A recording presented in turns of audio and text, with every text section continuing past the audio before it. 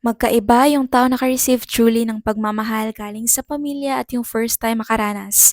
Kaya big deal at may reaction siya kumbaga. May kakilala kong orphan, totally galing sa ibang bansang bata, kaso lumaki siya dito sa Pinas. Medyo dahil nagkataon may mga student exchange international ng opportunity sa kagaya namin na mga black. In short, heto ang kwento ko galing sa lugar na Ghana. Isa akong black at proud ako doon. Hetong kwento ko, asawa ko pa mismo nag-translate na to para maging Pino na Pilipino. Dahil friend niya mismo ang nagbabasa neto. That's why hindi na lang ako magbabanggit ng lugar kung nasaan ako ngayon. Bilang exchange student, lahat ng first time naranasan ko dito sa Pilipinas, lalo na ang pagmamahal na hindi ko na-try doon. Kasama na doon ang pagmamahal na binigay sa akin ng aking asawa. Wala akong tag o kumbaga sariling identity dahil galing ako mismo napulot kung saan-saan.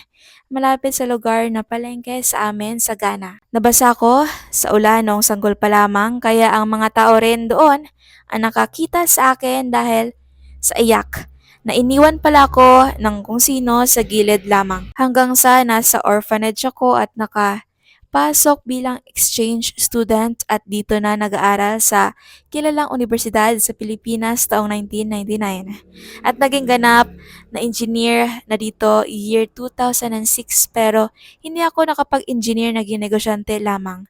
I'm here to share na dito sa Pilipinas ako mismo nakakain ng buong pritong manok sa nag-adapt sa akin na pamilya at naka-experience during college ko yung maka-cake, bihon at tinapay. Nakuhanan iyon ng picture. Sa moment na yon ang pagtulo ng luha ko habang nakatingin sa mesa. At ngayon matagal na akong kasal sa asawa ko. Tumutulo talaga ang luha ko every time na makakain ako ng maraming pagkain at makashare sa iba. Isang malaking bagay rin sa akin ang magkapamilya kasi wala nga akong pamilya. To my wife listening to my story, thank you for being here for me. You gave me something I never had before. Something I always wanted, the love and family. Sa mga bata nakaranas ng naranasan ko at sa mga taong masama ang loob dahil walang pera sa sarili ng birthday. Malayo ka na pero mas malayo pa. Ang buhay puno ng kakaibang kwento. Mas magandang harapin ang buhay pag wala kang ina-expect at masusurpresa ka talaga sa mga blessings ng Diyos sa buhay mo. Di ba man sa edad mo ngayon, pero siguro sa huling hininga mo kapatid.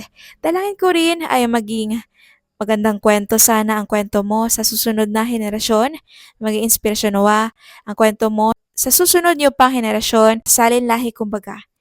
Dito lamang, this is your ko, Asya Unta. I will not drop my apelyido na Be Happy Always Pilipinas. Brothers and sisters, salamat.